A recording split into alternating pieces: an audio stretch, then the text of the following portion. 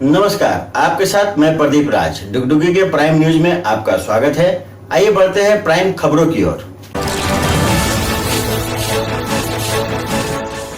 लोक आस्था के महापर्व छठ के अवसर पर डीवीसी मैथन के गोगना छठ घाट के जलाशय के किनारे हजारों लोगों ने उदयमान सूर्य को अर्घ दिया। प्रातः काल में श्रद्धालु सूर्योदय होने के बाद भी तब तक जल में खड़े रहे जब तक कि उदयमान सूर्य का दर्शन न हो गया। उदयमान सूर्य को अर्घ देने के साथ ही छठ पर्व का समापन हो गया। शनिवार को नदियों, तालाबों एवं जलाशयों के छठ घाटों पर हजारों श्रद्धालुओं ने उगते हुए सूर्य को अर्घ प्रदान किया। कोरोना संक्रमण को देखते हुए इस वर्ष काफी लोगों ने अपने घर पर ही सूर्य को अर्घ दिया। प्रशासन के बार आग्रह के बावजूद बहुत कम लोगों ने ही कोरोना संक्रमण के बचाव के दिशा निर्देशों का पालन किया। उगा युगा युगा हो सूरज देव लैला राघ हमार। उगा उगा उगा हो सूरज देव लैला राघ हमार। गंगा तीरवा सिरवा नवा के निरखीरा हो तोहार।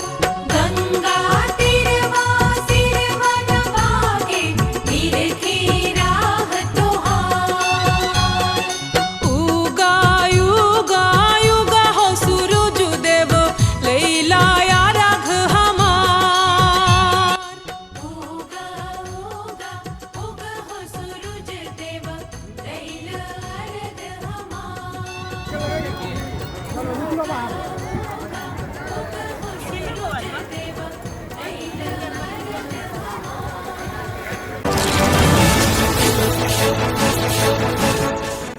बंगाल में भी श्रद्धालुओं ने शनिवार को उदयमान सूर्य को अर्घ देकर छठ पर्व का समापन किया। इस मौके पर दामोदर नदी एवं तालाबों के छठ घाटों पर हजारों लोग जुटे और सूर्य की आराधना की। प्रशासन के प्रयासों के बावजूद छठ घाटों पर भीड़ ने किसी दिशा निर्देशों का पालन नहीं किया। ज्यादातर लोग बेपरवाह दिखे। कुछ लोगों ने अपने घर पर ही सूर्य को अर्घ प्रदान की। कोरोना संक्रमण से बचने के लिए लोगों ने घर पर ही अस्थायी जलाशय बनाकर सूर्य की आराधना की। नितुरिया के पारबेरिया, कोयलरी एवं आमडंगा आदि स्थानों पर भी श्रद्धालुओं ने दामोदर नदी के छठ घाटों पर जाने से अच्छा घर पर ही रहकर छठ पर्व करना ठीक समझा।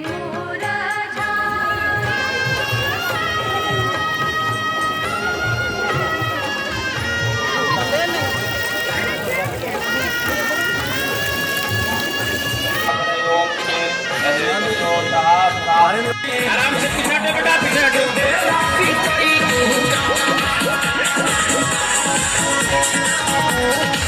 लेके जाए सब है।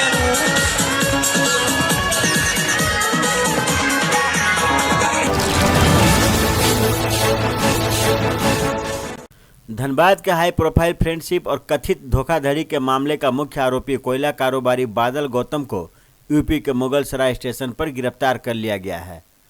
उस पर बीसीसीएल के रिटायर्ड डायरेक्टर की बेटी का अपहरण और उसके साथ बलात्कार का आरोप है। उस पर लाखों रुपए नगद और लाखों के जेवर हड़पने का भी आरोप है। महिला की शिकायत पर उसके खिलाफ बैंक मोड़ थाने में प्राथमिकी दर्ज की गई है। वह 2 माह से धनबाद पुलिस की नज़र से फरार था। धनबाद पुलिस की टीम उसे धनबाद ले आई है।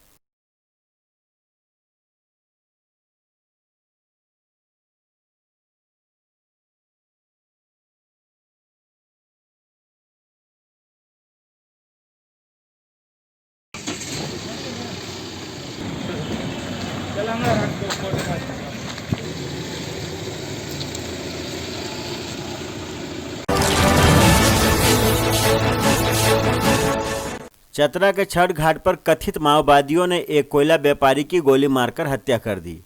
बताया जाता है कि सीनपुर डैम के जलाशय के छठ घाट पर शनिवार की सुबह सूर्य को अर्घ्य देने के समय माओवादियों की एक टीम ने मुकेश गिरी की पहले पिटाई की और फिर उसे गोली मार दी। घटनास्थल पर माओवादी एक हस्तलिखित पर्चा छोड़ गए हैं। पर्चे में मुकेश गिरी को पुलिस का मुखबिर बताया गया है और उसे मृत्युदंड देने की बात लिखी हुई है।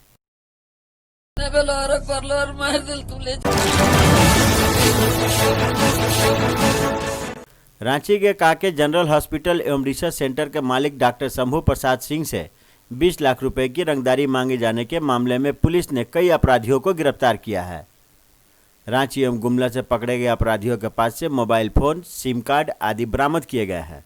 गौरतलब है कि अपराधियों ने PLFI के नाम पर रंगदारी मांगी थी।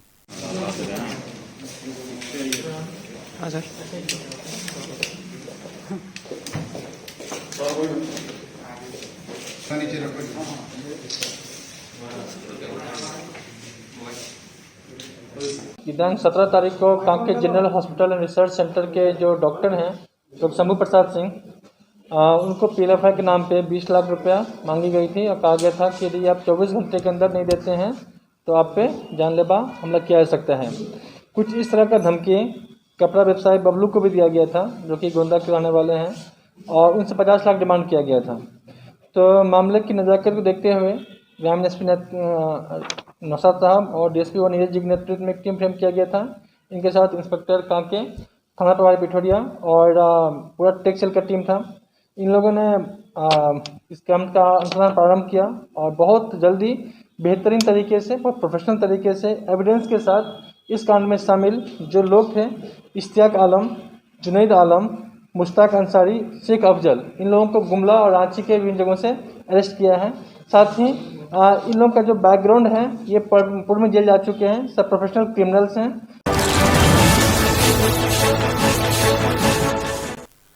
एक 30 साल की बेटी कई दिनों से अपनी मां की लाश के साथ रह रही थी। जब लाश की दुर्गंध बाहर आई तब इस बात का पता चला। धनबाद की जैसी मलिक रोड के एक घर में 60 साल की एक महिला की लाश मिली। लाश के पास ही महिला की 30 साल की बेटी बैठी मिली। बताया जाता है कि 3-4 दिनों पहले ही महिला की मौत हो चुकी थी। महिला की अविवाहित बेटी के बारे में लोगों का कहना है कि वह मानसिक रोगी है। उसकी मां भी मानसिक रोग से पीड़ित थी। महिला का एक बेटा है, लेकिन वह दिल्ली में रहता है और अपनी मां बहन की देखभाल नहीं करता है। आलोका देवी जी यहाँ रहती हैं अपने एक बेटी के साथ, जिसका कि बोनी नाम है, और बोनी की मानसिक हालत ठीक नहीं है। और आलोका देवी रहती थी यहाँ पे, अब उनका डेथ हुआ है और बॉडी से इतनी बदबू आ रही है कि लगता है कि अभी नहीं, एक आध हफ्ते पहले डेथ हो गई है। तो इनका लड़का है इंद्रजीत, वो दिल्ली में कहीं जॉब करते हैं और यहाँ इन लोग के साथ संबंध उतना अच्छा नहीं था। ये लोग टच में नहीं रहते थे, ये लोग अपने बेटे के टच में नहीं रहते थे। अभी मेरी बात हुई इनके बेटे से, तो वो एश्योर किया है कि हम आ रहे हैं, चल रहे हैं दिल्ली से, आने में जो टाइम लगे। गिरिडीह के टोको धर्मपुर के पास पुल का निर्माण कर रही कंस्ट्रक्शन कंपनी पर अपराधियों ने निर्माण कार्य में लगे JCB समेत कई मोटरसाइकिलों को आग के हवाले कर दिया। यह घटना शुक्रवार देर शाम करीब 8 बजे के बाद की बताई जाती है। स्थानीय लोग इसे नक्सलियों की करतूत बता रहे हैं, तो कुछ लोग इसे अपराधियों का काम बता रहे हैं। लेकिन पुलिस की ओर से इस मामले में कुछ नहीं कहा जा रहा है। पुलिस मामले की जांच कर रही है।